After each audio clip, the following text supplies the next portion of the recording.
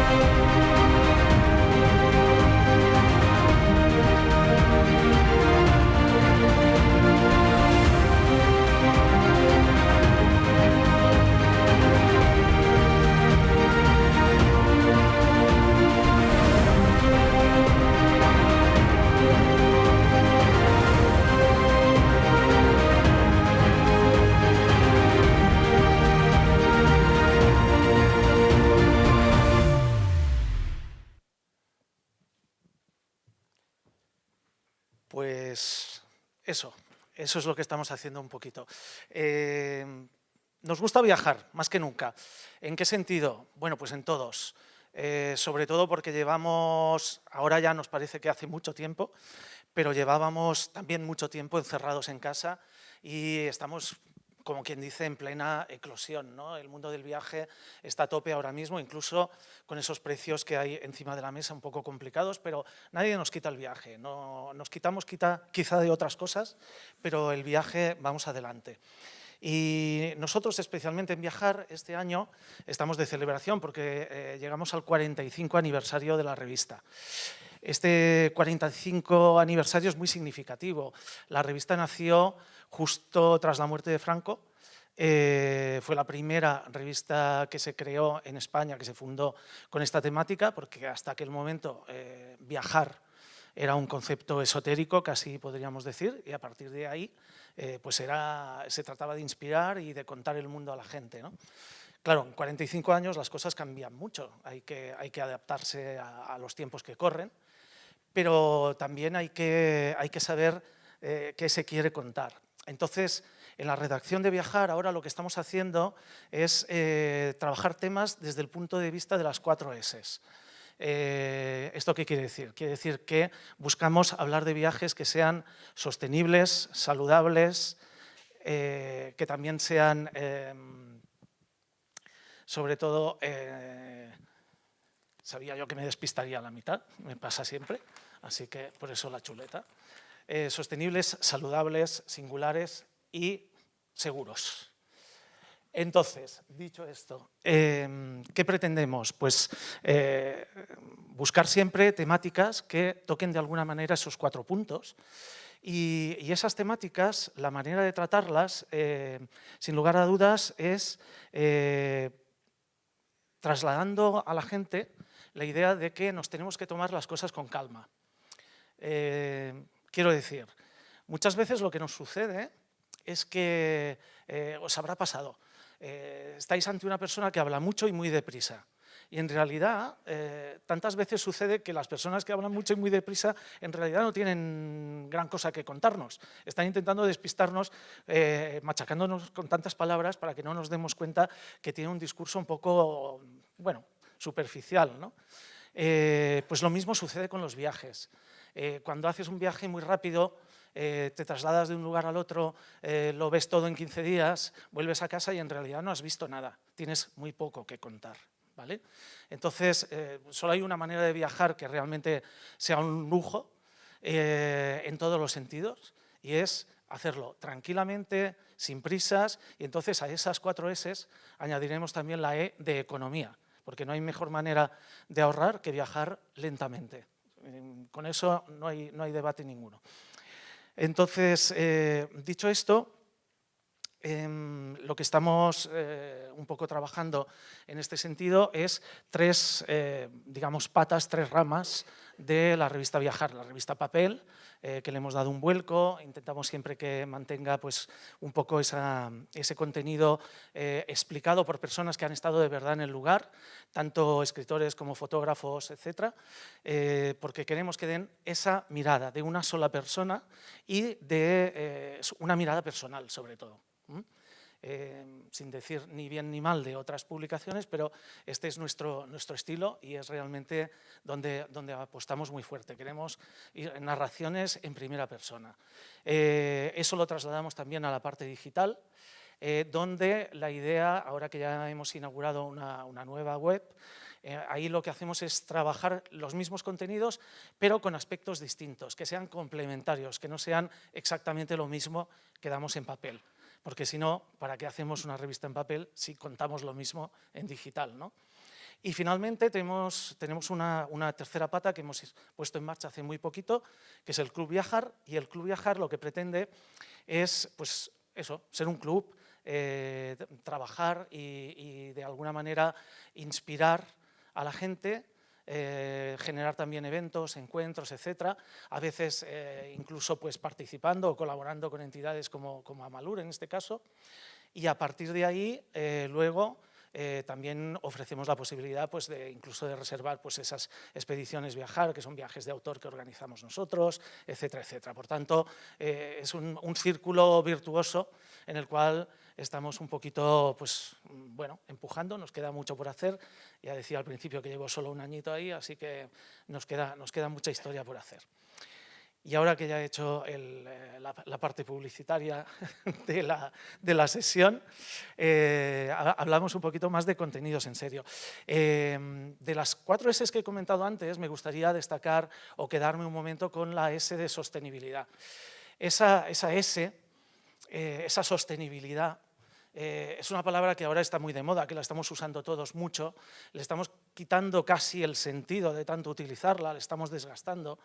Nosotros mismos entregamos en diciembre unos premios a la sostenibilidad turística, pero eso no se tiene que quedar solo en un concepto, se tiene que trasladar un poco a lo que hacemos en el día a día y en el contenido que explicamos también, ¿no?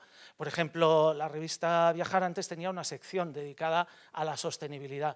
Ahora veréis que no existe esa sección porque toda la revista, todo lo que se cuenta en algún momento, en algún aspecto, tiene que hablar de sostenibilidad, tanto económica como social como ambiental. O sea, la sostenibilidad realmente abarca muchos campos, ¿no?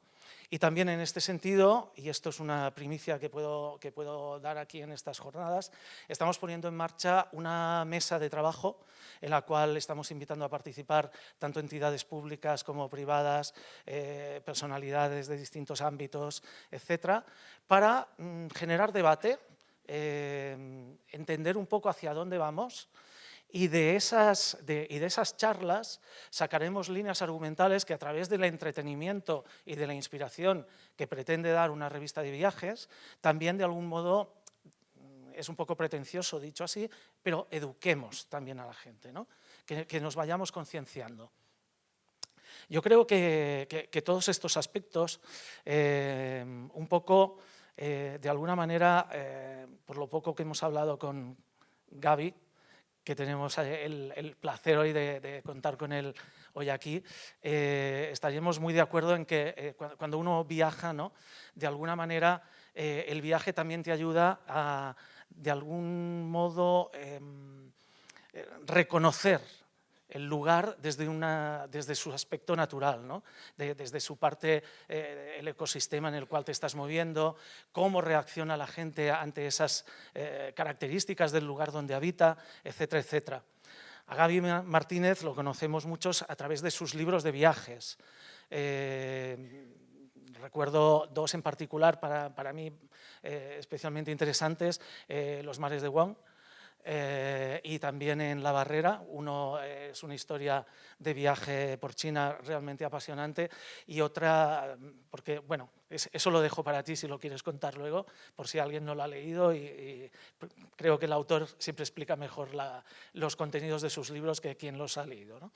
Pero también otro en Australia, que también es muy interesante. Gaby no tiene miedo de meterse en complicaciones. Escribió un libro comentando que igual construir ciertas zonas residenciales en lugares donde hay volcanes, por ejemplo en Canarias, pues a lo mejor un día pueden derivar en un problema grave. Creo que le costó alguna crítica este tema. También el tema, ahora estábamos hablando antes de empezar también la cuestión de las superillas, ¿no? de estas grandes manzanas en las cuales se intenta esponjar las ciudades y hacerlas más hábiles para el uso del peatón y no tanto del automóvil. Bueno, le gusta entrar un poco en esa polémica. Él ha hecho un recorrido que ha pasado un poco del mundo de los viajes también sin dejarlo de lado, al mundo un poco de la naturaleza metido en esos viajes, al análisis de lo que sucede, como decíamos, en la naturaleza y en la interacción con el hombre. A mí me gusta mucho esa palabra liternatura, con la cual él define varios de los libros que ha escrito, ¿no? O que está escribiendo, o que está trabajando en estos momentos. Liternatura, una mezcla de literatura y naturaleza que a mí me sugiere sobre todo que es una forma de, digamos, de darle como prestancia, como categoría a una literatura que a veces la gente la ve solo como una literatura de segunda fila o solo son simplemente manuales de naturaleza que pueden requerir mucho trabajo hacerlos, pero que la gente los ve como poco importantes, ¿no? Esto sucede también con la literatura de viajes en sí. Por ejemplo, hay una tradición en Inglaterra o en Reino Unido en la cual la literatura de viajes es un género súper importante, y aquí a veces parece que es como un actor secundario, ¿no? Y nada, y sobre todo hoy ha venido a hablarnos, entre otras cosas, de Lagarta, su último libro. Es un libro en el cual es muy interesante la historia, ¿no? Que es, bueno, o sea, un pequeño spoiler igual, es ver esos animales, esa fauna que hay en los distintos lugares, que la gente elige como símbolo, como icono del lugar o representación de una región, de una forma de ser incluso a veces, ¿no? Y luego, de algún modo, es que esas gentes se identifican con ese personaje, con ese animal, pero también de algún modo lo que están es queriendo verse reflejados de cierta manera y dar a entender que ellos tienen un carácter concreto, ¿no? A través de esa figura. Esto me recuerda, y con esto acabo y te cedo la palabra, por ejemplo, cuando estuve una vez en Berna, me contaron que cuando se fundó la ciudad, el rey que la fundó dijo, bueno, le pondremos en el escudo el primer animal que pase por delante y que lo voy a cazar, y entonces lo pondremos en el escudo. Qué casualidad que resulta que en el escudo de Berna hay un oso, ¿vale?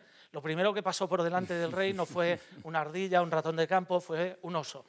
Entonces, bueno, a partir de ahí podemos abrir reflexiones de todo tipo. Cedo la palabra a Gaby Martínez, que seguramente tendrá muchísimo que contarnos sobre todo esto, y será un placer escucharlo. Adelante, Gaby.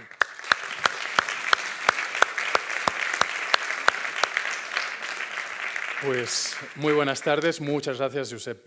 Bueno, para mí que me presente él es importante porque durante muchos años le he estado leyendo, ha sido un referente junto con todo el equipo, os diría, de Altair y de otras revistas de viajes, y ver que, bueno, que seguimos vivos, por decirlo así, pues siempre es una alegría porque es un espacio bastante complicado, ¿no?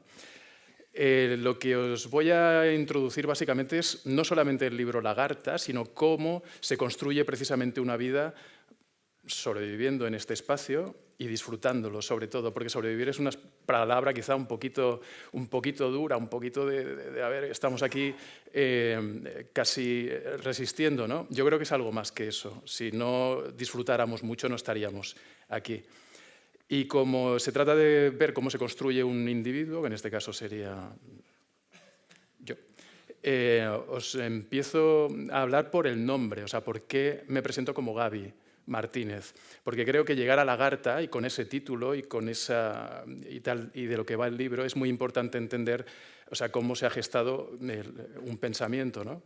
Y ahora estoy hablando con vosotras, con vosotros, de una manera más o menos fluida. Cuando empecé, yo tartamudeaba, no podía prácticamente articular un discurso de una manera rápida, de 2 minutos prácticamente, no me salía. Tenía como, me intimidaba mucho, mis pensamientos, como pensaba que no podían llegar a según qué punto. Cuando hablaba, cuando empecé a entrar dentro del mundo de la cultura, mi madre era pastora, hija de pastores, mi padre pintor de paredes. Yo decidí en un momento que iba a intentar salirme de la pintura porque acababa los días absolutamente destrozados y dije, busca algo rápidamente. La literatura era algo que ya llevaba, también es verdad, ¿no? Me interesaba mucho y me enfoqué por ahí. Las dificultades quizá para enfrentar todo lo que era la cultura y lo que eran las jerarquías culturales en aquel momento, me vino en el momento en el que además decidí cómo me presentaba al público.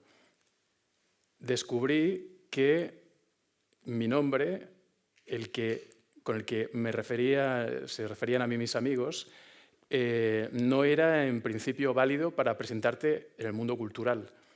Entonces empecé a buscar referentes de dónde podía agarrarme, ¿no? Para seguir siendo Gaby y no Gabriel. Mi abuelo era Gabriel, mi padre era Gabriel, pero yo era Gaby dentro de la familia y no me reconocía como Gabriel. Entonces, toda la poética de Walt Whitman, poeta que en otra tradición se presenta como Walt, él dice, abre esa línea y dice, yo quiero ser Walt porque quiero que los lectores se refieran a mí como se refieren mis amigos. Y ahí abre toda una tradición, ya de mucho antes, hace un siglo y medio, para empezar con hojas de hierba, además, con poesía, a hablarse de él y, por tanto, de todo su entorno desde la intimidad. Baja el listón, nos dice la cultura no son estratos, es horizontalidad y vamos con la democracia a fondo y de verdad. Esta es la teoría, luego cada uno la lleva a donde la lleva, ¿no? Muy curioso que al cabo de muchos años y después de que yo decidiera, gracias a Walt Whitman en este caso, presentarme como Gaby, descubro que Henry David Thoreau, el autor de Walden, un libro referencial dentro de lo que son los libros de naturaleza, que ahora hablaremos de literatura, él no se llamaba Henry David. Él, antes de presentarse en público, él se llamaba David Henry y decide un gesto pero de cambio, de orden, en este caso, un poco demostrando que tú eres el dueño incluso de tu nombre y de cómo te presentas al público, por más que hayas nacido en cualquier lugar y te hayan puesto un nombre determinado. Creo que esto es muy importante porque para mí, para mis primeros pasos y para empezar a situarme dentro de lo que era mi ecosistema, y para empezar a sacudirme miedos, tenía miedo a volar, tenía muchas historias, pues creo que es muy importante, ¿no? A partir de ahí, buscar grietas dentro de lo que es lo que te gusta hacer, cómo puedes vivir del viaje, o sea, cómo puedes llevar el periodismo a ese lugar donde no estás acotado a una columna, a 2 páginas, ni siquiera a 6 páginas, en mi caso sería al libro. ¿Cómo puedo vivir de escribir libros de 150, de 200 páginas viajando? Sin dinero, este es el kit, ¿no? Durante la juventud existía, y ahora ya está como mucho más consolidado, ¿no?, el bono Interrail, que era viajar en tren, y entonces tú, por un precio muy módico, aunque fuera durmiendo a menudo en trenes, tú podías viajar por 8 zonas europeas, incluyendo Marruecos, podías juntar 3 zonas o viajar por una sola. Para mí fue muy importante porque muchos veranos los pasé viajando por Interrail. Entonces me di cuenta de que no existía un relato sobre esos recorridos que se estaban haciendo. Y cuando buscaba libros de viajes, faltaban muchos libros de viajes que me explicaran cosas que a mí me interesaban y por las que quería, que quería que alguien me contara. Y de repente dije, ahí hay un hueco, ahí una colección de Interrail, de jóvenes escritores que te puedan contar cómo son sus viajes por las distintas zonas de Interrail, podría funcionar. Conté esta posibilidad, yo llevaba ya tiempo también escribiendo en secciones culturales, gustó en una editorial y lanzamos una primera colección. Gustó y lanzamos una segunda colección sobre islas del Mediterráneo repitiendo la fórmula. Gustó y lanzamos una tercera colección cambiando esta vez de editorial y aquí entró Roberto Bolaño, Rodrigo Fresán, Rodrigo Rey Rosa. Enviamos a muchos escritores, ya no tan jóvenes, pero aún jóvenes, que eran de todo el mundo latinoamericano, para contar cómo iba a ser el mundo, las principales capitales del mundo, en el cambio de milenio, en el año 2000. Se pusieron todos a viajar por distintas capitales. Y ahí estamos ya como situados. O sea, yo hice varios viajes y ya estaba dentro de este circuito, ¿no?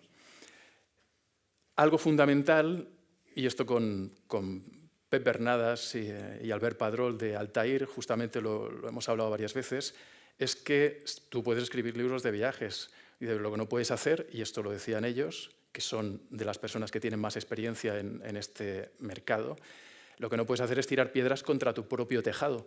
No puedes, alguien que se ha ido 2 fines de semana, 2 semanas a Punta Cana a hacer un viaje, que te escriba un libro de ese viaje. Dice, porque lo que ocurre es que tiras piedra contra tu propio tejado. Y entonces cuando alguien quiera buscar a autores que escriben sobre viajes españoles, va a encontrar que la diferencia de calidad respecto a otras literaturas es enorme. Entonces hay que apostar por la calidad, básicamente. Y si no hay autores de calidad, pues no publicaremos autores de calidad locales, digamos, ¿no? Eso fue como algo muy importante. Con lo cual, lo que quiero decir es que muchas veces los libros de viajes, creo que hay algo fundamental que es la poética, la literatura que lleven esas historias. Y a partir de ahí podemos construir historias hermosas y conseguir que esos viajes emocionen a otras personas y contagiar la idea del viaje a quien está por recibirla, ¿no? Bueno, tenemos a un personaje que ya está ahí, digamos, leyendo mucha literatura y viajando e intentando tirar adelante un proyecto.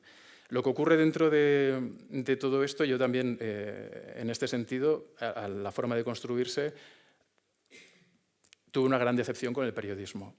Y me habían contado que el periodismo era una cosa, que se podían contar la realidad más o menos que ibas viviendo, y luego me encontré con las redacciones y con los jefes.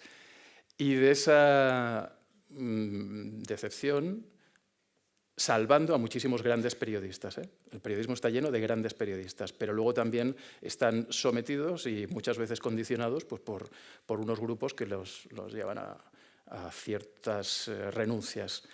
Decidí que si podía, pues no iba a tener un jefe fijo. También vi que mucha gente que se presentaba como escritor no me daba lo que me daban otros escritores, y dentro de toda esa...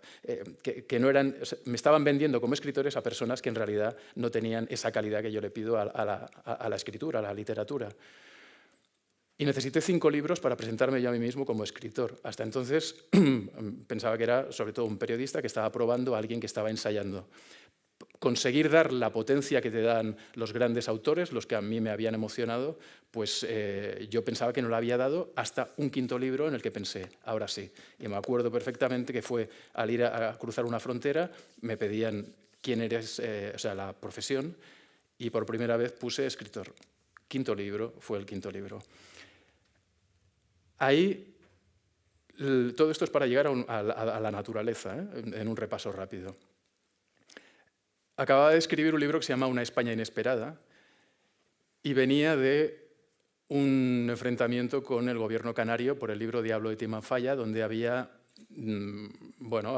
dicho, entre otras cosas, después de contar muchas cosas sobre las Islas Canarias, es un libro de viajes, que se estaba construyendo en primera línea de costa y que había lugares que, en el caso de que de repente estallara un volcán, pues podría entrar en peligro por un lado de tsunamis y por otro, según cómo avanzara el volcán, pues se comería mucho territorio, ¿no?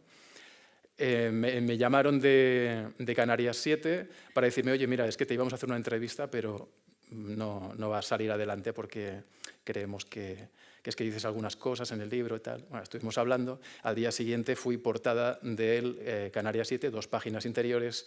El periodista catalán, Gaby Martínez, escribió un libro contra las Islas Canarias. Afortunadamente no había Twitter, pero el linchamiento se produjo igual. Yo tenía 28 años, creo, más o menos, y o sea, fue literal, me temblaron las piernas, empecé a temblar. Y dije, ¿esto qué es? O sea, ¿a qué me estoy enfrentando? ¿De qué va?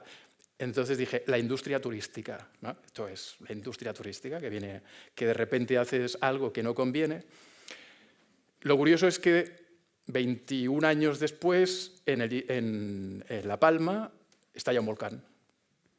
Y se monta como... O sea, ese volcán viene y arrasa muchos espacios. Lo que ocurre con ese volcán es que de pronto me empiezan a llamar Iker Jiménez, el Risto Mejide, o sea, de todos estos programas, porque ese libro que había sido censurado hace 20 años resulta que estaba diciendo unas cosas y tal. Bueno, entonces de repente el villano pasa a ser como héroe.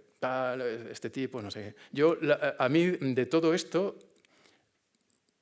me dolió mucho el ataque, me fue bastante indiferente, aunque siempre tienes la sensación un poco de justicia, ¿no? La reivindicación, pero lo que me di cuenta con todos es que ni unos ni otros se habían leído el libro. Este es el resumen un poco de la cuestión. Estamos en el mundo de la cultura de la naturaleza y ahí siempre hay mucha gente que habla y luego cuánta gente que se implica. Esa es la gran pregunta, ¿no? Y ahí hemos ido creciendo.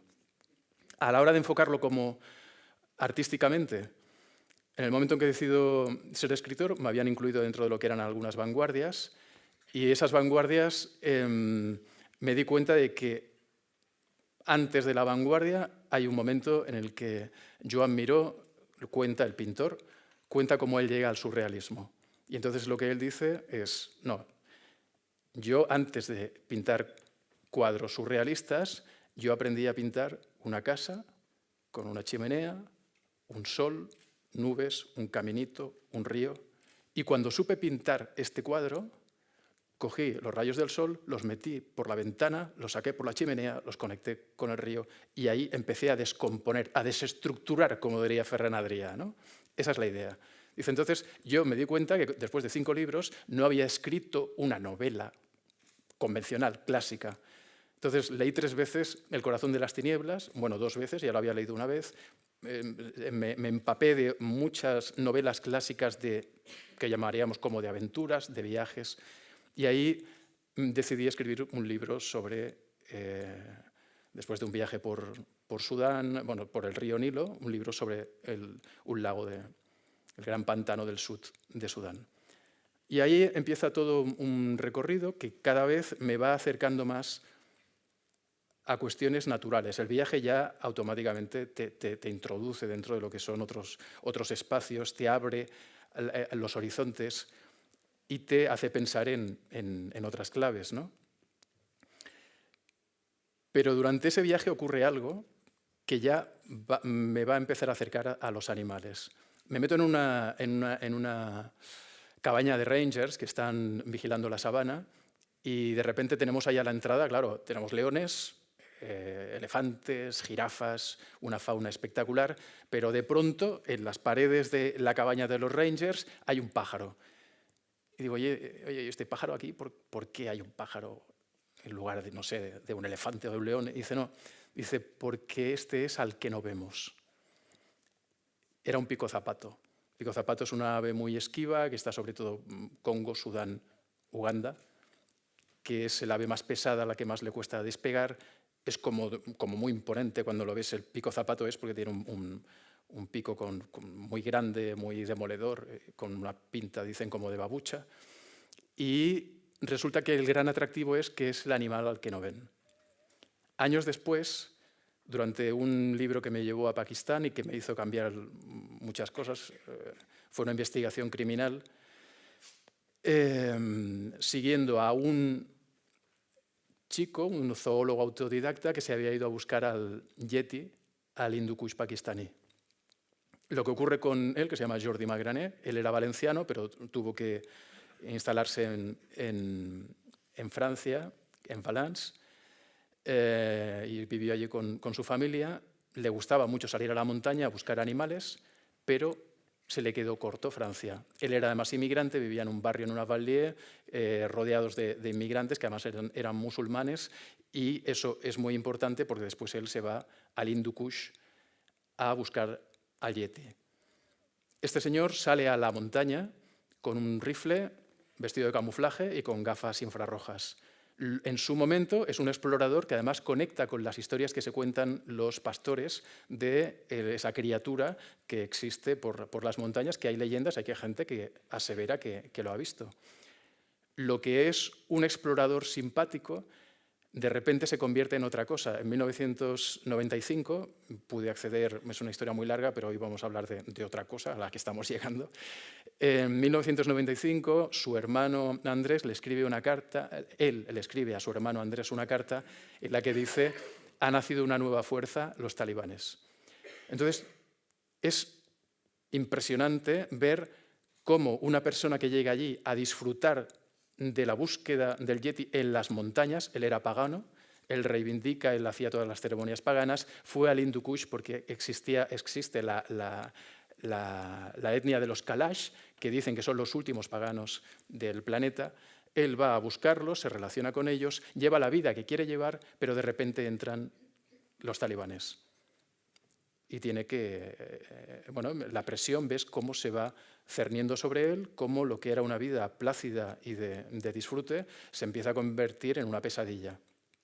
Pese a todo, en un momento en el que el Valle del Panjshir, en Afganistán, por la guerra, queda cerrado, necesitan salvar, que la gente que durante el invierno va a quedar encerrada en el Panjshir, necesitan que vaya alguien a llevarles medicamentos y alimentos, porque si no esa gente va a morir. Y de repente hablan todas las ONGs que están en aquel momento en Peshawar, todos los,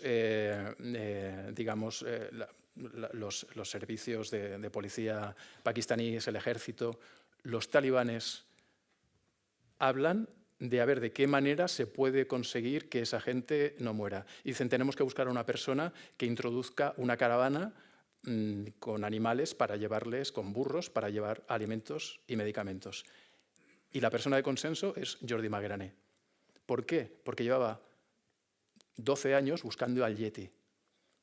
Y gracias a eso él salva a toda esa gente. Entonces pienso en el pico zapato de Sudán y ves cómo un animal que no ve nadie puede llegar a afectar en nuestro día a día de una manera decisiva, entrar en nuestro imaginario hasta llevar a cambiar, a transformar nuestras vidas. Yo después de ese libro, que ya os digo que tiene otra historia, pero de una manera muy sintética, yo pensé allí que me iban a matar, realmente. Pasé la noche más terrorífica de mi vida.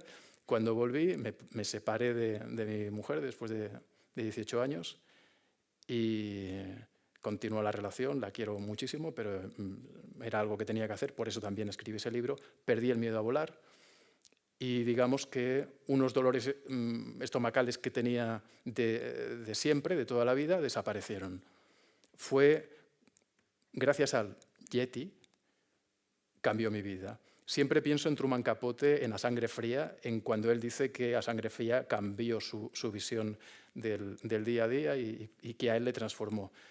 Yo creo que cuando alguien empieza a escribir, siempre busca también un poco una historia. Sabes, todos los libros se están transformando, pero una historia que llegue a ese impacto tan brutal, tan iluminador. Para mí fue este libro, pero también es verdad que fue por la sensación de muerte, ¿no? que tuve real y por toda la tensión acumulada durante 2 años en los que estuve trabajando 3 años en realidad, en los que estuve dentro de la tensión de esta historia. Y todo eso fue por un animal. La parte de vínculo naturalista me había venido antes, en 2007. Esto ocurrió, ese viaje fue en 2009. Yo en 2007, con mi hijo que tenía... En 2006, con mi hijo con 2 años, nos vamos al Aquarium de Barcelona y ahí hay un marquito donde hay un coral, pone coral de la Gran Barrera de Coral. Si la temperatura del planeta continúa aumentando y aumenta 2 grados, prácticamente el 90% de la Gran Barrera morirá. Entonces miro al enano y digo, la Gran Barrera, un coral, cuando muere, adquiere el color blanco. Es el único organismo vivo visible desde el espacio exterior. De tal manera que un astronauta, cuando mira a la Tierra, lo único vivo, digamos, orgánico, que ve es la Gran Barrera. Y de repente, si la Gran Barrera muere, lo que verá será una gran extensión blanca que significará la muerte y que viene condicionada por el cambio climático y por todo lo que está pasando en las aguas. Pensé que igual no veía el color de la Gran Barrera y me obsesioné. Y como estábamos en 2007 y el periodismo aún se pagaba, tenía ahorros y me pagué un viaje a Australia para escribir un libro sobre la Gran Barrera, que es el que has comentado, ha comentado Josep, ¿no? A partir de ahí se detona algo. Y yo creo que también es la paternidad. O sea, que de repente había crecido con la idea del artista. Yo era como muy... El artista tiene que estar concentrado en su trabajo, os hablaba antes de la poética, de la calidad literaria y tal. Empiezo a ver que, de una manera muy clara, que el asociacionismo es fundamental y es necesario para crecer socialmente y para apoyarnos todos orgánicamente. Y eso va evolucionando. Me acerco a lo que es mi espacio, lo que es mi casa. He estado escribiendo de viajes, quiero seguir escribiendo de viajes, pero...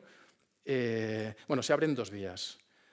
Por un lado, la de los animales invisibles, que es un proyecto que llevo adelante con el arqueólogo Jordi Serrallonga, que llegamos a la conclusión de que, o sea, no puede ser que cuando los medios quieren hablar de viajes te llamen siempre en verano, porque se supone que es cuando se viaja. Esto es como tú a Bruce Chatwin, o a Josep Pla, o a Miguel de Unamuno, que él fue como un gran viajero, él tiene libros de viajes estupendos, los llamaras en verano para que te dieran la opinión, ¿no? Es la devaluación de un género que para mí es magnífico y en el cual incluiría Moby Dick, incluiría a Jack London con Los Lobos, incluiría a toda la gran literatura, muchísima gran literatura de viajes que empiezan por Cervantes, con el Quijote. El Quijote es un libro de viajes y entonces cuando empiezas a hacer toda esta reflexión, que ya es de tipo un poco ya más vejete, ¿no? Más maduro. Yo antes era lo que comentábamos.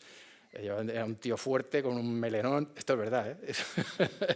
Y así me he quedado luego. Pero claro, todo ese desgaste y ese pensamiento te iba a decir, o sea, ¿cómo es posible que haya una tradición tan escasa de literatura de viajes en un lugar que viene del Quijote, que viene de Tirant-lo Blanc, que viene del poema de Mio Cid? ¿Y qué pasa aquí?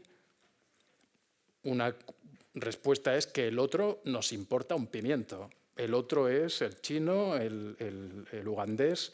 O sea, esto es una posibilidad, ¿no? Aquí tendríamos que entrar en psicoanalizarnos como sociedad. Pero el caso es que el viaje está muy mal trabajado. ¿Y de qué manera, o sea, se puede como introducir? Hablo desde los libros, literariamente. Y la fórmula la dan un pico zapato y un yeti.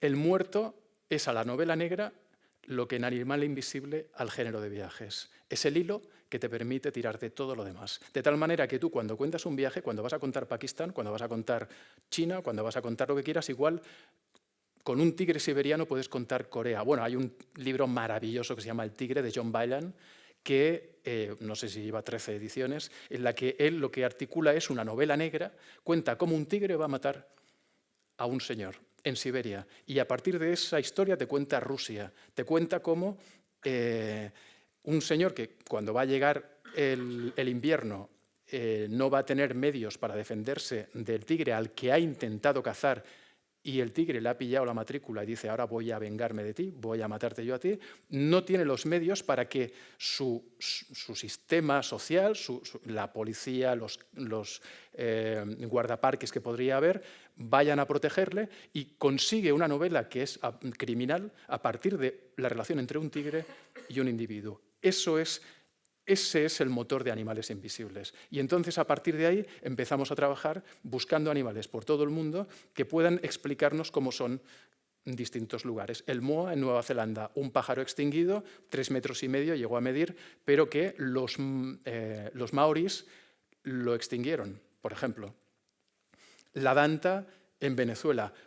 Tú cuando entras en Caracas, ves, hay una estatua de la reina María Leonza, diosa de la naturaleza, cabalgando a una danta, que es un tapir. Sin embargo, a la danta, tal y como está Venezuela, se la están comiendo. Un animal que roza lo sagrado, resulta que se lo están comiendo. Y dices, claro, tienes que cambiar aquí. O sea, esas historias son muy, muy gráficas, porque mientras estás hablando del animal, también estás hablando de toda su sociedad. Por un lado, el proyecto Animales Invisibles, y por otro, el de ir aproximando cada vez más las historias, que los relatos que contamos sean como más cercanos cada vez. Y entonces ahí lo que hice fue, había una novela sobre un caso de un neurólogo, donde quería contar Barcelona, y ahí ya era enfrentar, digamos, las situaciones, los fantasmas y las maravillas de lo que es tu lugar de residencia habitual. Pero también empezar a contar, por ejemplo, pues el pueblo de mi madre. Y ahí me voy a Extremadura y trabajo con pastores durante un año, y de esa experiencia hablo de un libro que es sobre cómo empecé trabajando con un rebaño mixto de ovejas, y de repente cambié a un rebaño de oveja negra merina criada en ecológico.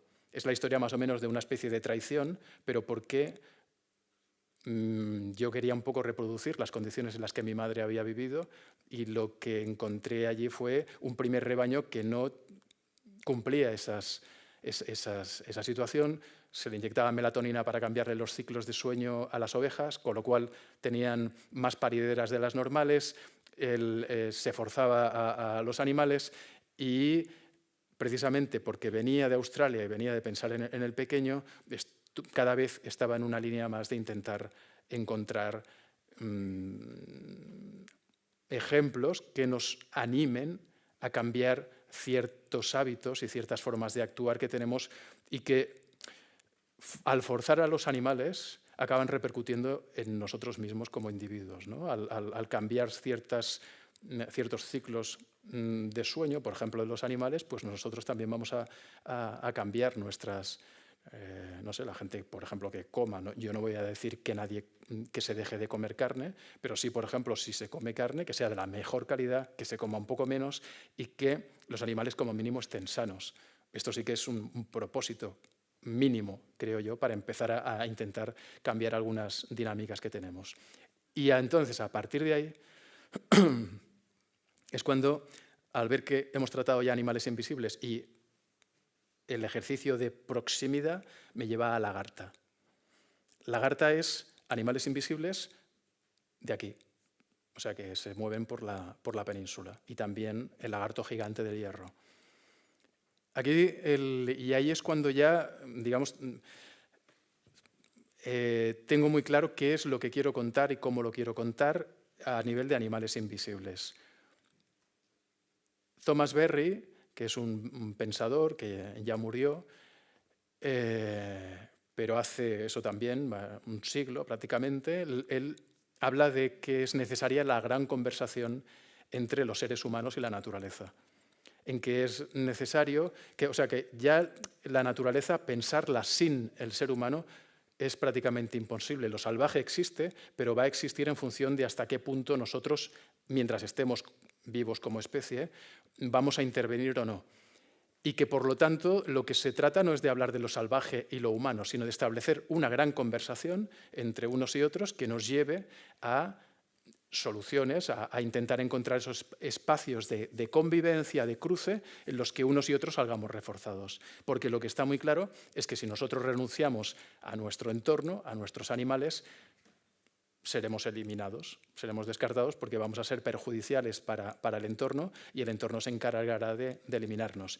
Esto ahora parece muy extraño, pero al Imperio Romano le parecería muy extraño ir a desintegrarse y se desintegró. Es así, ¿no? Y es una cuestión además ecosistémica, es de pura biodiversidad, ¿no?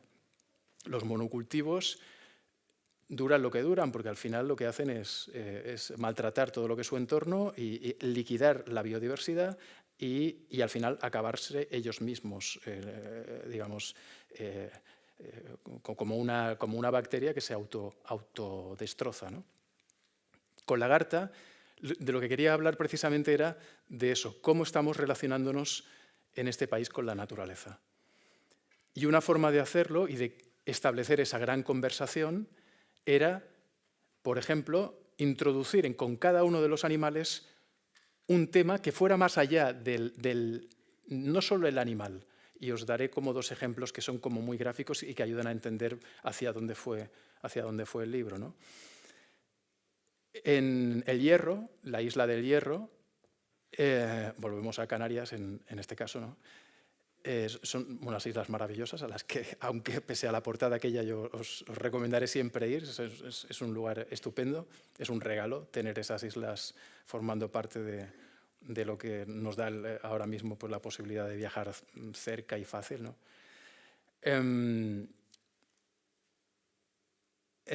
Allí hay esa historia, lo que hace es juntar a un pastor que además es un grande de la lucha canaria en El Hierro, con un biólogo que llega de Tenerife, que llega como novato, que sabe mucho teóricamente del lagarto, pero en realidad sobre el terreno pues lo ha visto muy poco.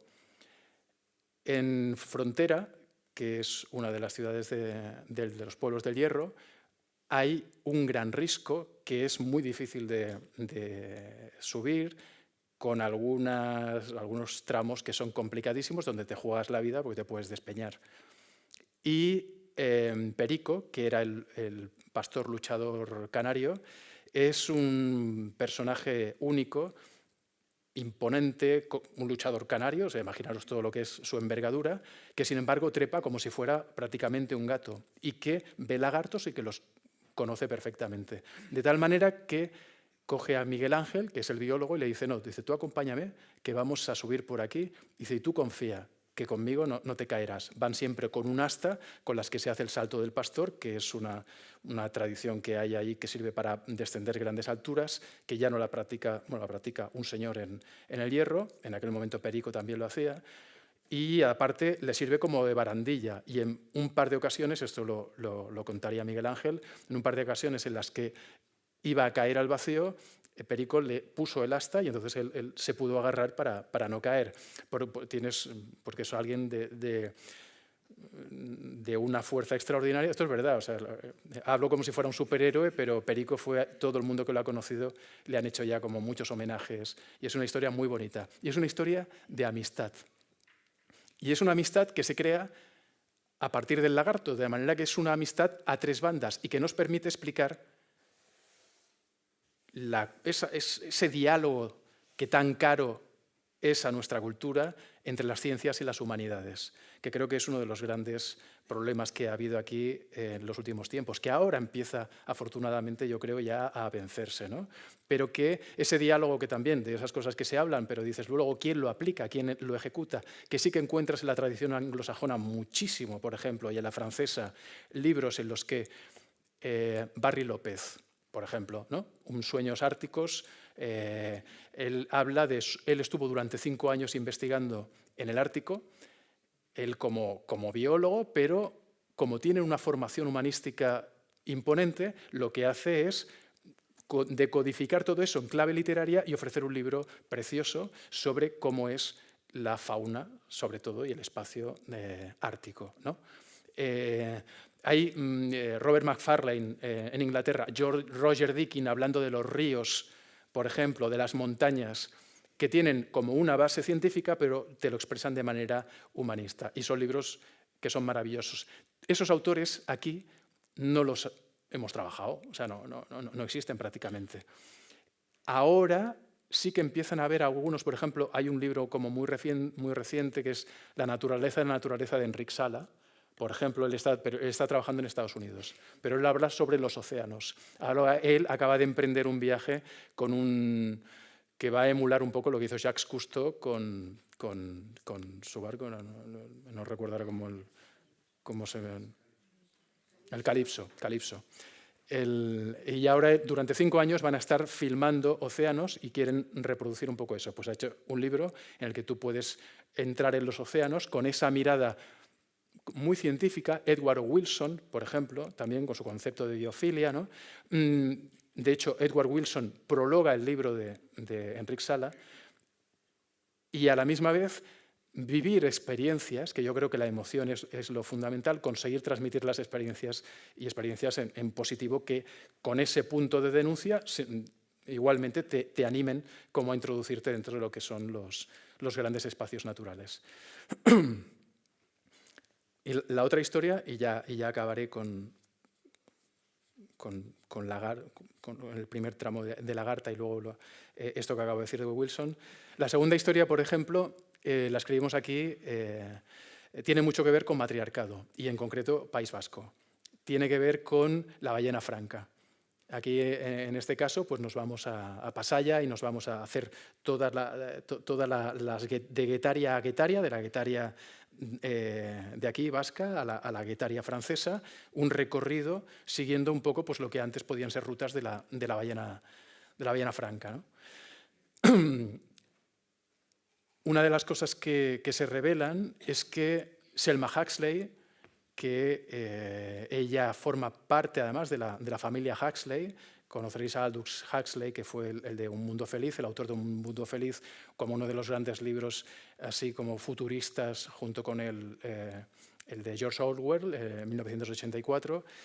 Selma Huxley es una gran historiadora que se viene al País Vasco a ver qué pasa con la industria ballenera vasca y descubre de repente pues, que en Canadá hay un barco y establece el vínculo entre aquel barco y la industria ballenera de aquí.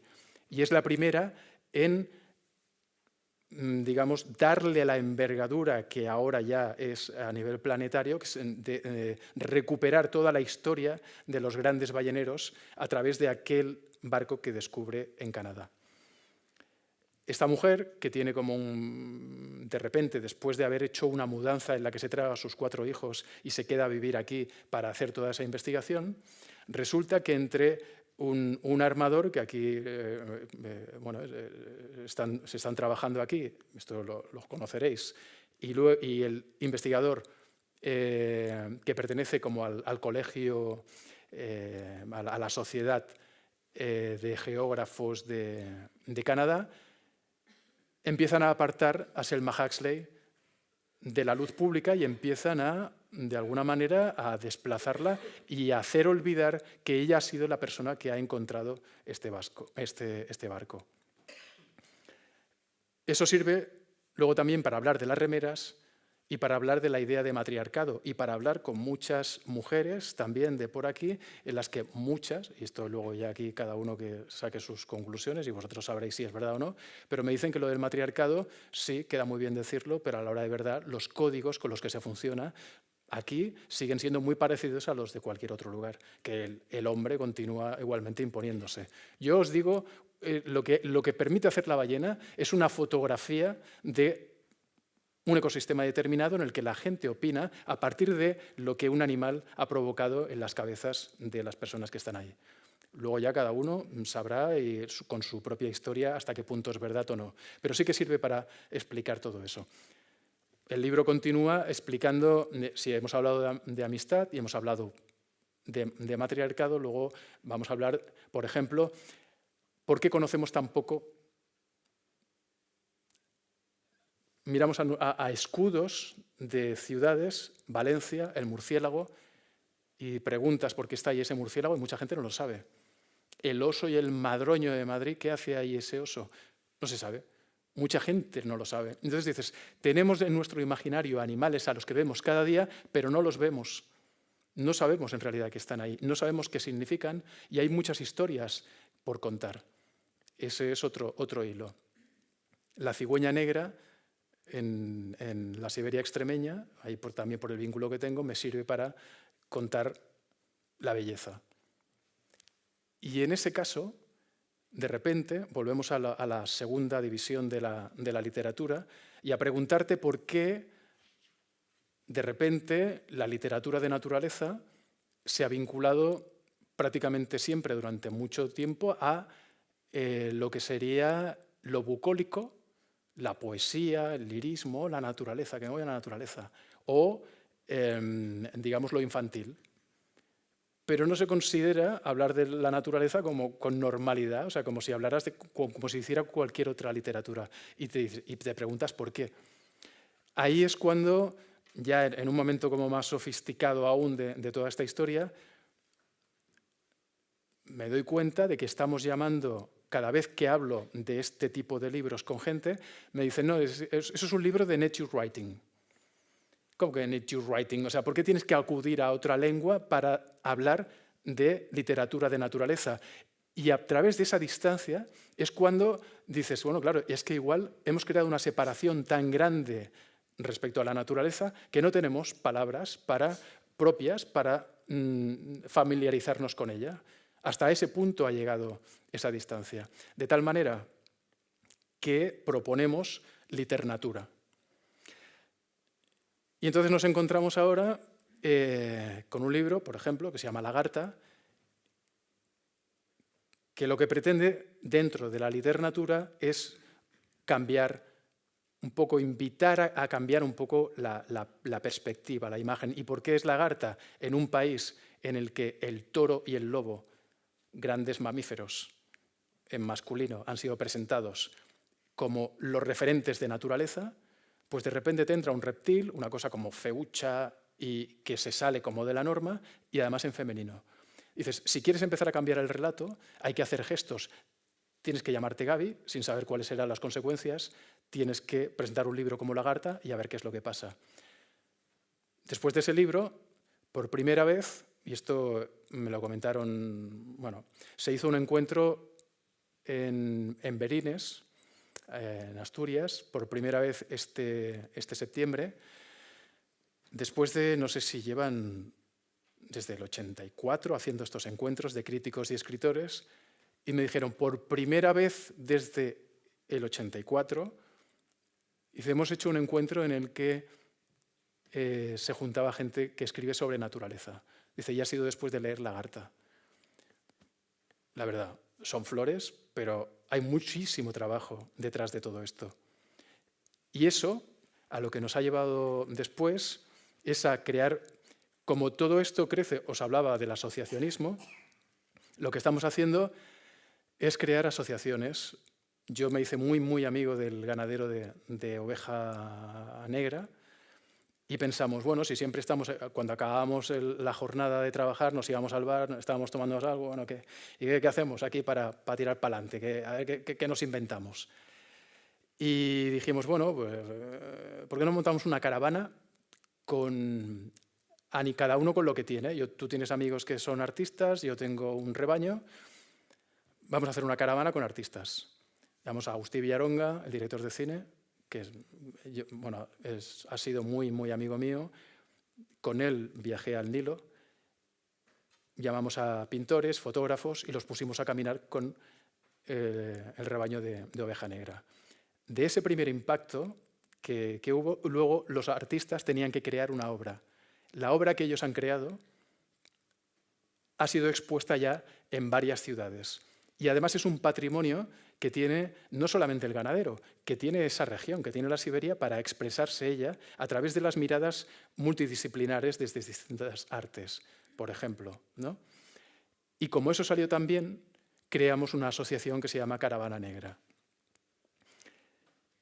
Y como eso salió tan bien, funcionó, Creamos otra asociación ahora que es un poco para intentar tirar adelante más caravanas y más festivales, que se llama Lagarta Fernández. Que esto, el apellido lo entenderéis si os animáis a ver el libro, y ahora ya se me está acabando el tiempo, ya no lo explicaré.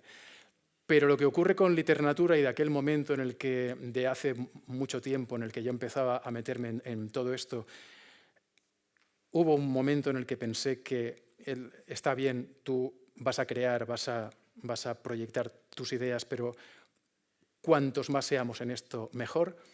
Hemos empezado a hacer unos festivales gracias a una alcaldesa de un pueblecito de 214 habitantes que es Tamurejo, en Extremadura, y a bibliotecas de Barcelona. En cada lugar vas encontrando tus socios, la gente que quiere participar de la historia, y cada uno con lo que puede va incorporando sus fuerzas, y en unos lugares somos más fuertes y en otros lugares tenemos que hacer un formato más chiquitín, pero la idea de Liternatura la están viendo. De tal manera que se está empezando a invitar, por ejemplo en Extremadura, sobre todo literatura local, digamos ibérica, ¿no? Pero este año vamos ya a invitar a portugueses. En Barcelona estamos invitando a autores de todo el mundo para que vengan a contarnos pues, cómo son desde la anguila, desde el encanto de un libro que se titula El sonido de un caracol salvaje al comer, que tú dices, te cuentan esto y dices, a ver, este libro, ¿qué me va a contar? ¿No? Pues resulta que es un libro maravilloso, un libro que después de leerlo, en un club de lectura que llevamos 2 años promoviendo en Barcelona, la gente, cuando acaba ese libro al que decía, bueno, ¿esto qué es?, no para de hablarle a sus compañeros y amigos de que tienen que leerse ese libro. Y no hemos perdido a nadie del club de lectura en 2 años. Y vamos ganando cada vez más gente y vamos abriendo clubs de lectura en otros sitios. El Festival Liternatura que teníamos en la Siberia y teníamos en Barcelona, ahora se está haciendo, estamos preparando ediciones, porque claro, esto nos dimos cuenta de que no era solamente para el catalán, para el castellano, para lenguas sobre todo de raíz latina, lo de Liternatura que funcionaba, sino que ahí tenías un continente entero.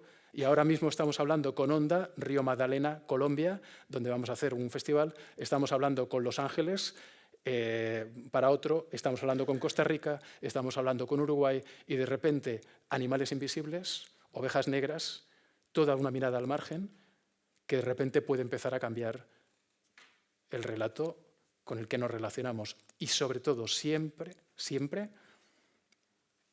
apostando por una mirada sobre todo que sí que la denuncia es imposible obviarla, porque creo que los tiempos y las evidencias nos llevan a necesitar denunciar.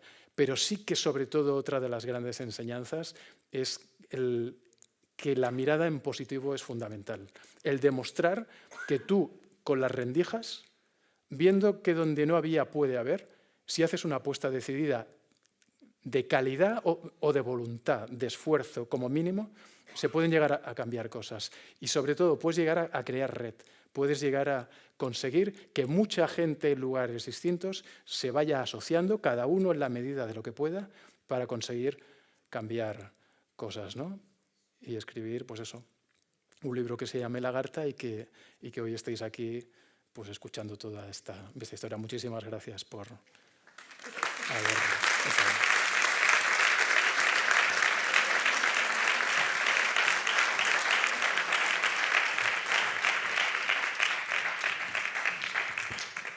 Muchas gracias, Gaby, por toda esta explicación súper interesante y detallada. Seguramente yo espero, deseo, pienso que habrá gente entre el público que tendrá pues, ahora alguna duda, alguna pregunta, alguna curiosidad que querrá comentar o compartir con nosotros. Ahora es aquel momento que todo el mundo se siente un poco con un poquito de vergüenza, pero luego nos animamos. Gracias a los dos. Oye, Gaby, tú, perdona la infranqueza, pero eres un todoterreno que has tocado tantos temas que se me ocurre hacerte un par de comentarios con el tema de la creación y de la cultura. Tú eres de Barcelona, ¿no? Sí. Sí, bueno. En Barcelona, por supuesto, lo conoces perfectamente, está Gaudí. Después de todo lo que nos has contado, de ese encuentro entre los entornos y la naturaleza y la mano del hombre, por supuesto, ¿me puedes decir algo sobre esto? ¿Sobre Gaudí? Sí. Hombre, Gaudí es una presencia, para mí es fundamental. O sea, a mí me ha hecho muchísimo pensar tanto su concepto, cómo fusiona la naturaleza con su forma de articular. Para mí hay dos artistas que son muy importantes en ese sentido, que son Gaudí y César Manrique. Y son dos presencias que a mí me acompañan todo el tiempo. Incluso a la hora de descomponer con el trencadís de Gaudí, claro, es que aquí entramos en un territorio muy literario, muy de composición. Yo el libro de La Gran Barrera de Coral es un libro de vanguardia que lo publico con Altair porque ellos insisten mucho en que quieren publicar ese libro porque es una propuesta vanguardista como hacía tiempo que no trabajaban con un libro así. Y eso tiene que ver en realidad con Bruce Chatwin, con Gaudí, y tiene que ver con la idea de trencadís y de la fragmentación. Os lo explico como muy rápido, pero yo creo que se entenderá. Los corales son pólipos, son insignificantes, pero cuando ellos se unen, conforman una de las grandes maravillas que hay sobre la Tierra. Partículas muy chiquitinas, ¿no? Lo que hace Bruce Chatwin en su momento, pero él no lo hace, yo creo, pensando todavía de esa manera, pero sí que es el impresionismo lo que hace Chatwin. Yo cuando escuché hablar En la Patagonia, que es su libro de referencia, lo leí, y cuando leo En la Patagonia yo digo, vale, está bien, pero a mí este libro me parece de alguien muy erudito, pero a mí no me ha acabado de emocionar. Hay momentos en los que sí y tal, pero me han dejado un poco frío. Cuando al cabo de un tiempo me pide un periódico que haga una recensión sobre los 5 libros que para mí han sido para mí más significativos del siglo XX, descubro que tengo que incorporar a Chatwin. Y digo, hostia, mira que La Patagonia no me convenció, pero tengo que poner ese libro. Y ese libro lo tengo que poner porque lo que hace Chatwin es romper con la tradición del viaje lineal y llevarlo a la abstracción. De nuevo volvemos a Miró, volvemos a los artistas. Lo que hace él es decirte, no, yo no voy a contarte el viaje como siempre, parto de un lugar, hago un recorrido, llego a un destino, sino que voy a hablarte del desierto de la Patagonia. Voy a hacer aquí una entrevista con un estanciero. Allí te contaré la historia de un bandido. Te hablaré de mi familia, de por qué estoy haciendo yo este viaje a la cueva del Milodón. Te hablaré del animal. Pero todo eso lo hace fragmentariamente. A uno le dedica 7 páginas, al otro le dedica media. Y de ese puzzle introduce una nueva forma de contar el viaje, rompe el molde. Y eso lo hace él porque él viene de ser subastador en Sotheby's. Él manejaba las subastas, veía todas las piezas, las calibraba y al ver el nivel de riesgo que había en el arte, pensó, ¿por qué no lo puedo aplicar yo a la no ficción? ¿Por qué no lo puedo aplicar yo a la literatura? Y lo hace. Y entonces cambia las reglas. Luego, para mí, su gran libro es Los trazos de la canción, que hace lo mismo, pero él 20 años más maduro y sabiendo mucho mejor hacia dónde quiere ir. Lo que yo hago en La Barrera es, a partir de esa misma idea,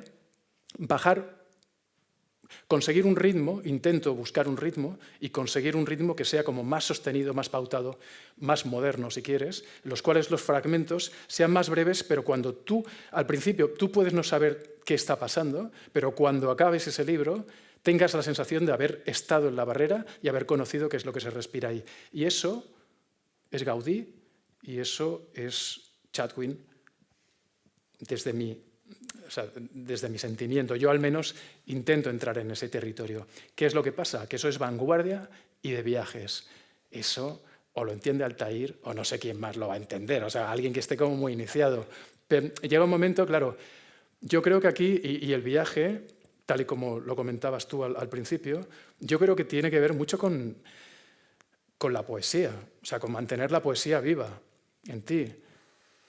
Y claro, la poesía no puedes esperar que tenga un rédito. no vas a hacer novela, o sea, la novela negra, si tú quieres hacer más o menos, aspiras a hacer dinero, haz novela negra.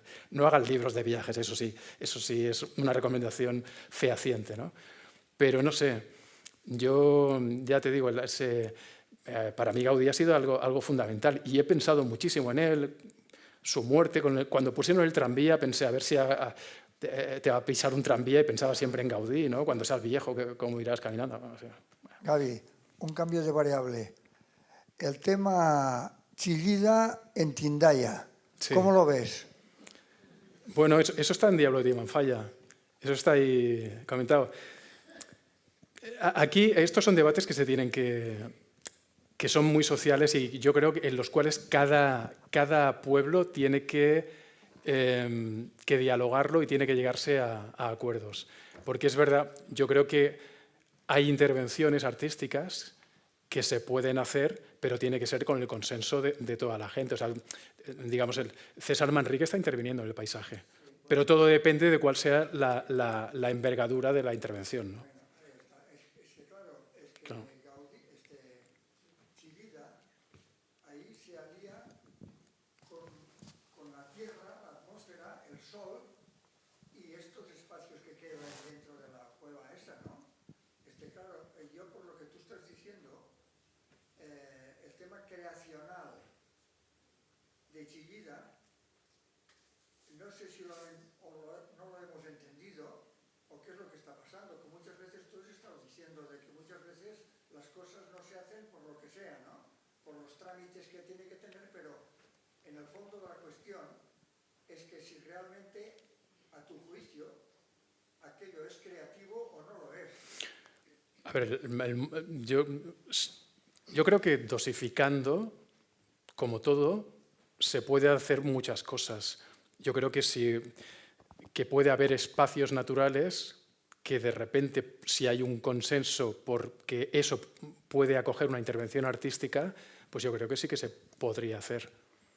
O sea, no sé, Polo, si es otra magnitud, si haces castillos de arena, si haces intervenciones en naturaleza, y estamos de acuerdo en que eso se puede hacer, igual en lugares acotados, en los que digas, vale, voy a tener esta relación y no va a ser perjudicial para el entorno, yo creo que se puede llegar a pactos. Pero ya digo que en cada lugar también depende de cómo haya sido anteriormente castigado ese espacio, si hay precedentes de que han salido mal situaciones como esa. Pero yo creo que todo es dialogable y al final lo que manda es el consenso. O sea, que la gente esté de acuerdo que la sociedad que vive ahí esté de acuerdo en llevarlo adelante o no. Yo creo que eso es lo definitivo, ¿no?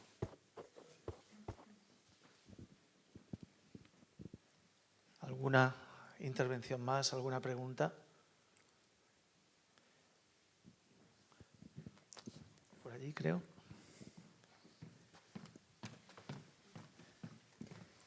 Mientras Alberto llega allí, Gaby, me estaba haciendo pensar ahora, el viaje en el fondo no sería también una intervención, no sé hasta qué punto artística, sobre el lugar que se recorre, porque de algún modo esa interacción de uno mismo en positivo o en negativo en los lugares que se visitan también fuerzan o generan algún tipo de reacción siempre, ¿no?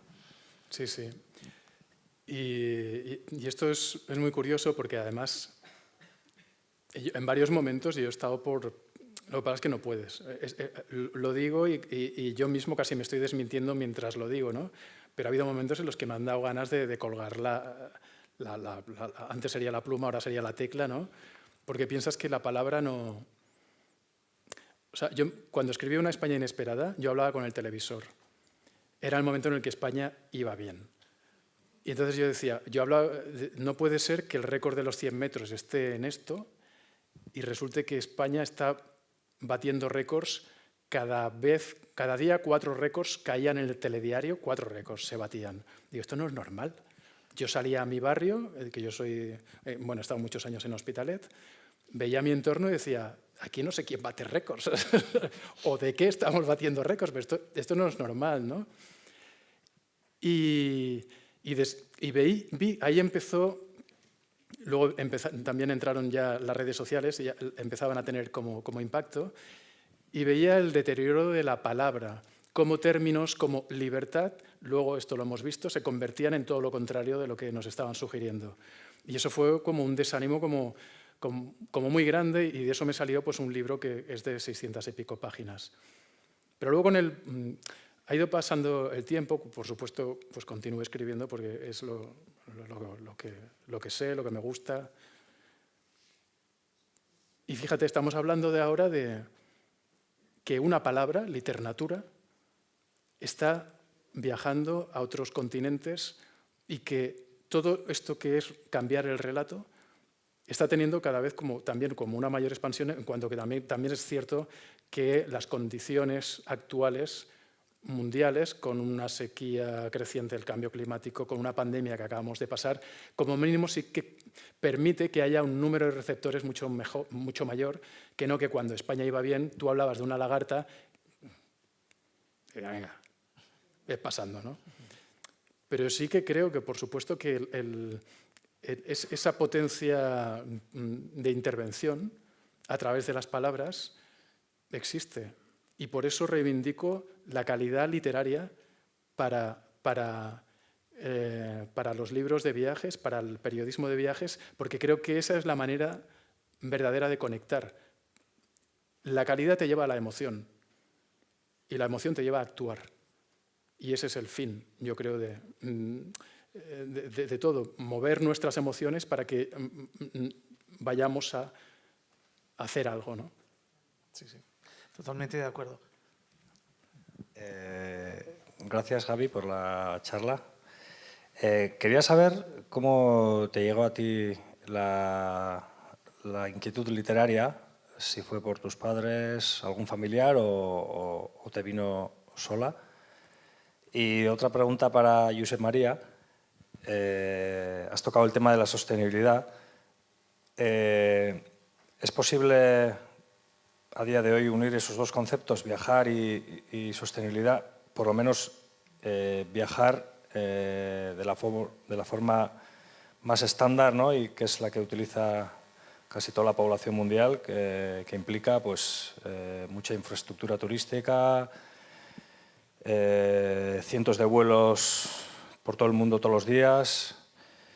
Eso es. Respondo yo primero.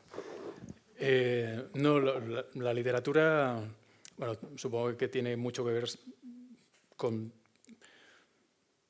el disfrute. A mí mi padre, cuando era un chaval, siempre me venía con un cómic los sábados. O sea, el cómic de los sábados era algo que siempre esperaba. Y él era pintor, pero aunque y eso lo experimenté yo, es lo que comentaba antes en primera persona, él durante 5 años estudió, él le gustaban las matemáticas, pero mi abuelo había sido pintor, mi tío era pintor, mi abuelo decía, tú te vienes aquí a ayudar a la familia, y se lo llevó a pintar con él. A él le gustaban las matemáticas, pero también le gustaba el piano, y de repente uno de los hermanos Calatrava, no sé si aquí conoceréis a los humoristas famosos, fue su profesor de piano. Y entonces yo siempre, para mí ha sido algo gráficamente muy explicativo, como un señor con los dedos tan gordos como tenía mi padre, de la pintura, de la brocha, lo mío son de alfeñique. Y siempre las manos han sido muy importantes por su trabajo, ¿no? Tocaba el piano, llegó a tocar el piano, ¿no? Y en las obras teatrales del colegio, porque en aquel momento se hacían obras teatrales en las que los padres, había unas obras teatrales durante una época del año, un festival de padres y un festival de hijos. En el festival de padres, mi padre era el que escribía el guión de las obras teatrales. Y además, con mi tío, hacían los escenarios del teatro. Y entonces yo en él veía toda una vocación de algo que no había podido ser, pero él hacía que fuera, al nivel que fuera, pero él conseguía que fuera. Y eso para mí, yo esto luego son cosas que yo, no sé, supongo que ha sido así, ¿no? Pero yo verle a él y ver cómo se lo pasaba de bien, fue muy importante. Y luego, además, hay dos momentos clave que siempre he pensado, no sé si ha sido una forma de corresponder a su educación. Mi padre, además de papeles pintados, puso una tienda que era con mi madre estaba en la tienda de papeles pintados y vendía los papeles. Pero cuando nosotros fuimos, yo tengo dos hermanos, cuando yo ya tenía, no sé, muy pronto, con 5 años así, convirtió los papeles pintados, vendía papeles pintados, pero también juguetes. Y entonces los juguetes los vendían, yo recuerdo las noches de Reyes, aquello era una locura total, ¿no? Y cuando nos hicimos mayores, montó un videoclub. Entonces, mi padre me ha estado llevando siempre. Mi madre es la voluntad, es la fuerza, es el carácter, es el enfrentarse a mi padre. Bueno, mi padre tenía un carácter de narices también, de una familia como muy de la época.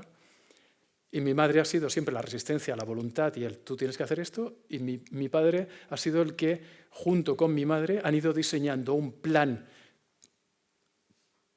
para nosotros, para a su nivel, que siempre estuviéramos enganchados a la cultura. O sea, ha sido una forma como muy exótica, si quieres, pero claro, yo ante eso, yo te diría que es que no me quedaba casi más remedio que desarrollar un imaginario creativo, más o menos, ¿no?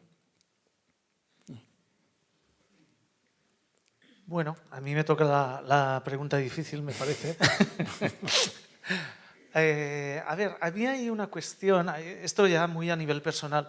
A mí personalmente me gusta más hablar de turismo consciente que de turismo responsable, o mejor dicho, de turismo sostenible. Consciente, en el sentido de que,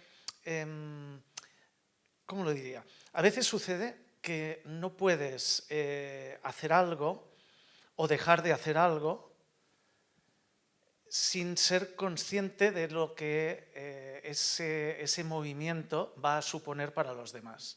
Entonces, en un momento en el cual el viajar a cualquier lugar, el practicar el turismo, digamos así, sobre todo justo antes de la pandemia, pues hemos vivido grandes momentos de masificación del turismo en muchos lugares incluso, ¿no? Porque a veces la democratización mal entendida de una actividad lleva a una multiplicación excesiva, seguramente por intereses económicos, por ganas de sacar más rendimiento del que es posible asumir sin provocar un impacto importante en un lugar, etcétera, etcétera.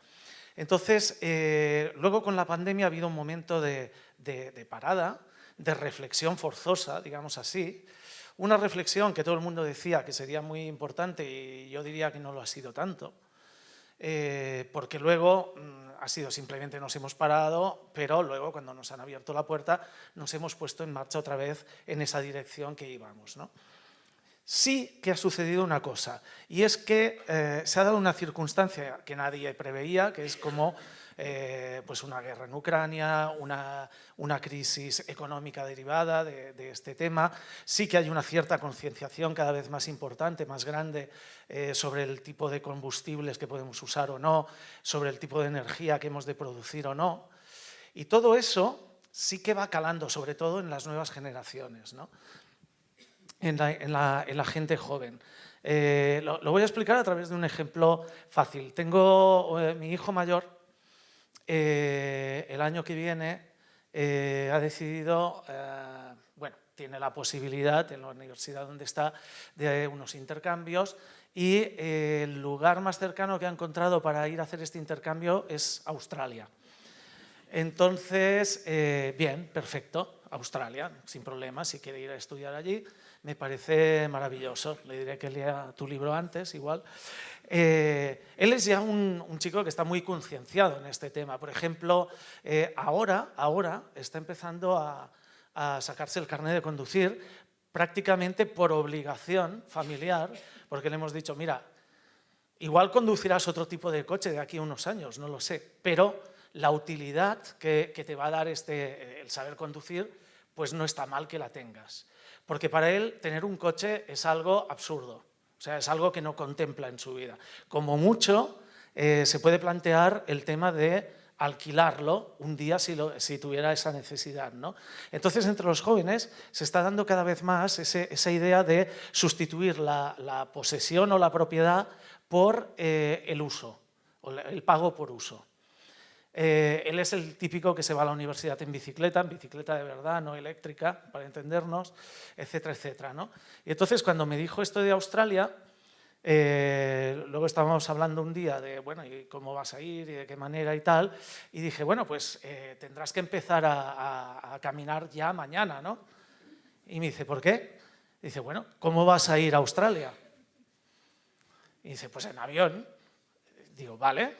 Y tú eres el que no quiere un coche, no quiere conducir y luego se te ocurre irte al otro lado del mundo. Dice, hombre, esto lo estás poniendo en plan absurdo. Sí, es verdad, lo estaba poniendo en un planteamiento absurdo, ¿no?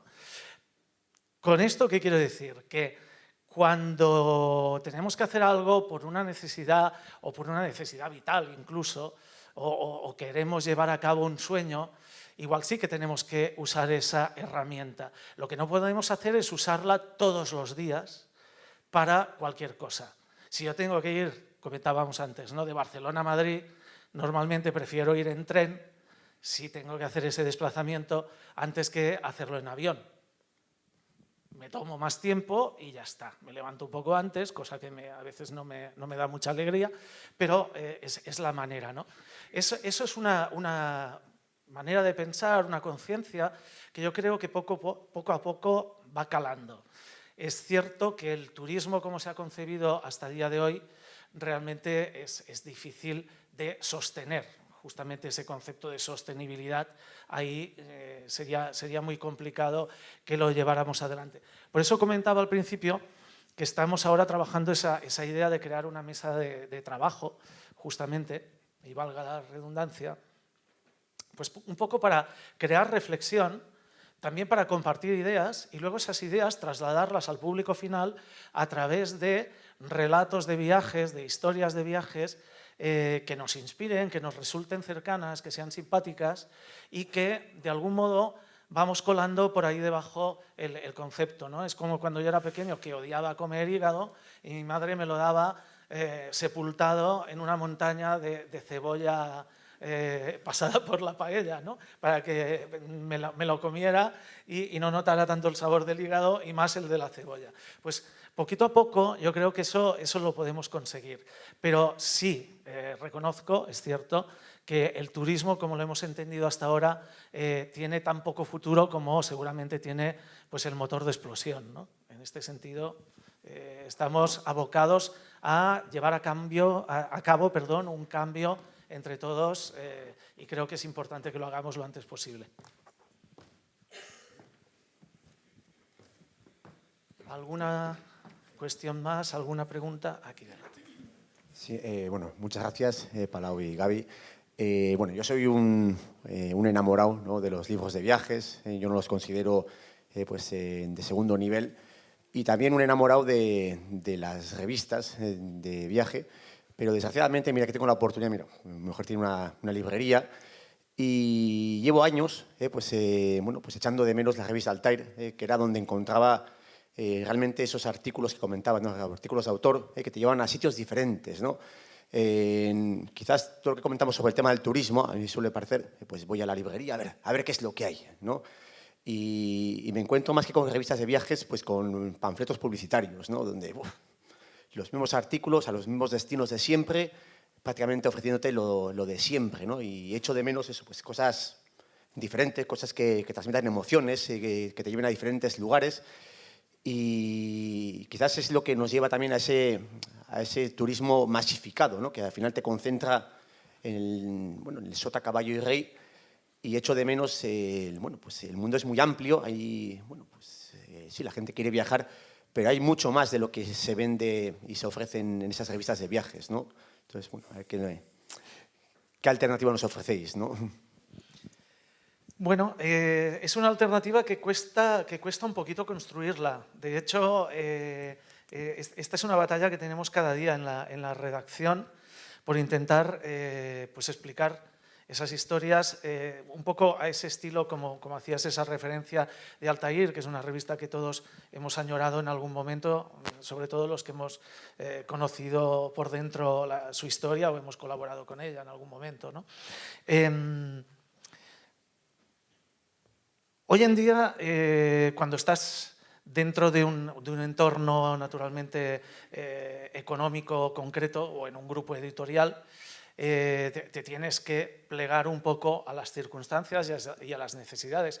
Las empresas se montan porque hay quien quiere sacar una ganancia de esa empresa, ¿no? Pero dentro de eso, luego hay miles de matices que uno puede aportar y puede, poquito a poco, ir creando un poco el recorrido, la visión que quiere dar, ¿no? Entonces, lamentablemente, por esa pandemia que hemos citado hoy ya un par de veces, muchas revistas que justamente solo vivían de esa publicidad y de trabajar muy en el concepto panfletario, digamos, del término de la información turística, han desaparecido. O sea, nos hemos quedado con un panorama de revistas de viaje muy deprimente. Quedan en el mercado pues, Viajar y otra de la competencia que no digo ahora para que luego no me riñan en casa. Pero poco más, poco más.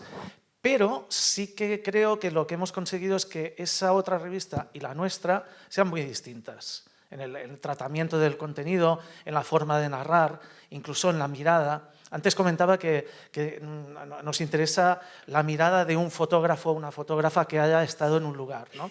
Eso quiere decir que a veces las fotos que nos traen son buenísimas o a veces son no tan buenas. ¿Y por qué? Pues porque a lo mejor resulta que han ido a un destino de sol y ha llovido todo el día. Y se han pasado no sé cuántos días allí con lluvias, ¿no? Entonces, ¿qué decimos? Que en ese país, en ese lugar, no llueve nunca y ponemos unas fotos que sacamos de no sé dónde, o ponemos esa mirada del fotógrafo y decimos, aquí a veces también llueve. Ese es ya un matiz, ¿no? Es un poco en lo que podemos, de alguna manera, ir trabajando. Ciertamente, lo importante, sobre todo, yo creo que aquí coincidimos con algo que ha comentado antes Gaby, lo importante es buscar rodearse de gente, de buena gente, de colaboradores que tienen ese espíritu de la escritura dentro, ¿no? Que quieren narrar, que quieren explicar las cosas de una cierta manera, que tienen una mirada, que no se conforman con explicar 4 tópicos, etcétera, etcétera. Ayer estaba en una presentación, antes que comentaba el señor sobre Gaudí, era una presentación de León, que ahora se están asociando a la marca Gaudí. En León es uno de los pocos lugares de España donde también hay más de una obra de Gaudí, en concreto 2, ¿no? En Astorga y en León Capital. Y justamente porque ahora la marca, el nombre Gaudí, ya es de dominio público, han decidido lanzar ellos una marca de León by Gaudí. Bueno, esto como historia colateral. Se definen ahora como la ciudad del dragón, por el dragón de Gaudí en la Casa Botines. Pero esto lo explicaba porque coincidí con un compañero de la otra revista, que somos competencia y estuvimos bromeando porque nos conocemos de muchos años y esa competencia es relativa. Yo he trabajado muchos años también para ellos anteriormente, ¿no? Y decíamos que se ha comentado bastante una historia muy divertida sobre bloggers de viajes. Que se hizo un experimento de coger un artículo de... A ver, siempre hay mejores y peores, en todas partes, pero de algunos blogueros, algunos influencers de estos un poco del montón, que cogías un artículo suyo y cambiabas el titular y ponías otro país, otra ciudad, otro lugar, y lo que venía después valía igual, ¿vale? porque las frases eran estas frases tópicas súper fáciles, ¿no? Habituales, de encrucijada de caminos, lugar donde podemos encontrar una gastronomía que se aúna con la belleza del paisaje y también con una arquitectura sin igual, etcétera, etcétera. Eso es lo que va a hacer la inteligencia artificial ahora. Exactamente. Por tanto, ahora tendremos el ChatGPT, ¿no? O estas inteligencias artificiales que harán eso directamente. Espero que quizá los bloggers, igual algunos desaparecerán o perderán esa fuente de ingresos que quizá tienen algunos por ese lado, y que una revista de viajes escrita por personas de verdad con otra lógica pues se mantenga y podamos con el tiempo, pues, bueno, de alguna manera tener quizá pocos pero fieles seguidores. A propósito de eso, yo tuve una experiencia que es un poco también para ver cómo... Esto no fue con ninguna de estas dos revistas, fue con un suplemento de estos de viajes. ¿Qué otra revista? No sé de qué hablas. Pero precisamente en el Nilo, cuando volví del viaje, había pensado, digo, bueno, tengo Uganda, Sudán y luego Egipto. Sobre Egipto hay muchísimos artículos y casi todo va sobre Egipto, ¿no? Entonces, cuando le ofrezco a esta revista de viajes artículos sobre Uganda y Sudán, me dicen, no nos interesa. Dice, porque ahí no va nadie. Revistas de viajes. Entonces, claro, esta es una disyuntiva que yo entiendo que, claro, el problema es esa asociación que se hace con muchas revistas, no cómo voy a descubrir cómo vive esa gente, sino voy a viajar ahí y quiero ver básicamente dónde me voy a hospedar y un poco la atmósfera y eso, ¿no? Sí. Yo supongo que eso es un problema. Sí, bueno, es un poco se viaja al lugar de moda también, ¿no? Que es lo que comentábamos antes. Si todo el mundo va al lugar de moda porque se quiere hacer el selfie en ese lugar de moda, lo que estamos haciendo es invadir ese lugar y seguramente lo estamos destrozando. O sea, estamos, primero, vendiendo una imagen de un lugar de aquí no hay nadie, será maravilloso, que luego, cuando uno va allí, no existe. Y, por otro lado, estamos impactando de un modo que esto no funciona. Pero aquí hay una pequeña interioridad que creo que es interesante, también reconectando con lo que comentabas antes, con tu pregunta. Hay muchas, muchas no, hay unas cuantas agencias de promoción turística que tienen destinos muy potentes, que pagan mucho dinero para aparecer en todos los medios, ¿vale? Y, por tanto, para conseguir que toda la gente viaje a ese país, porque viven básicamente del turismo. Entonces, ¿qué sucede? Esto, verídico, es absolutamente así. Me llaman, oye, que si querrías hacer un reportaje sobre el país X. Y digo, mira, no, ya lo hemos sacado muchas veces, no me interesa, esta perspectiva que me das no me interesa, vale. Al cabo de 5 minutos están llamando a la compañera que lleva la parte digital de la revista, la parte web del día a día, y le venden exactamente lo mismo. Y dice, no, perdona, es que te he escuchado que hablabas con mi jefe, que decía que no nos interesaba este tema, en principio no. Y al cabo de quizá unas horas, empiezan a llamar colaboradores que me dicen, oye, tengo un tema súper interesante para tu revista y es viajar al país X donde sucede bla, bla, bla. Y dices, vale, o sea, están haciendo todo el recorrido. Ahora una cosa que estamos intentando, bueno, lo estoy haciendo yo personalmente, para que vamos a engañarnos, es hablar con compañías aéreas, empresas de albergues, hotelerías, etcétera, en países donde normalmente no vamos o no contamos nada de ellos. Y entonces la idea es llegar a un acuerdo de decir, mira, échame una mano, porque ya sabemos cómo está el periodismo hoy en día, ¿no? A nivel de precios, presupuestos y demás. Échame una mano, yo pagaré a la persona para que vaya allí, pero tú alójala y si en lugar de 3 días puede estar 6, pues mucho mejor, porque sacaremos un reportaje mejor. Pero la idea es conseguir hacer reportajes en lugares donde otros no van. O sea, donde no están mediatizados por esas agencias o por esos intereses económicos que todos resistimos. Porque así daremos una variedad de visión del mundo, de otros lugares y que podamos explicar muchas más cosas. Evidentemente no es súper fácil, pero es lo que tenemos que hacer. Como comentaba Gaby antes, ¿no? Antes te gastabas un dinero, te ibas de viaje a un lugar y cuando volvías intentabas venderlo en muchos medios porque lo sabía y te ganabas la vida así.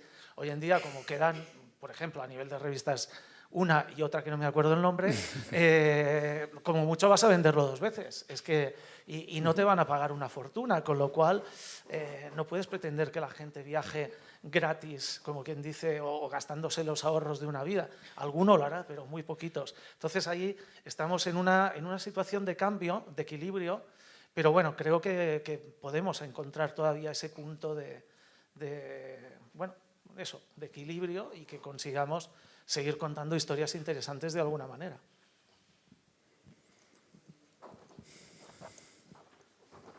Pues no sé si queda alguna pregunta más y si no, muchísimas gracias por la asistencia y por la paciencia con nosotros. Gracias, muchas gracias.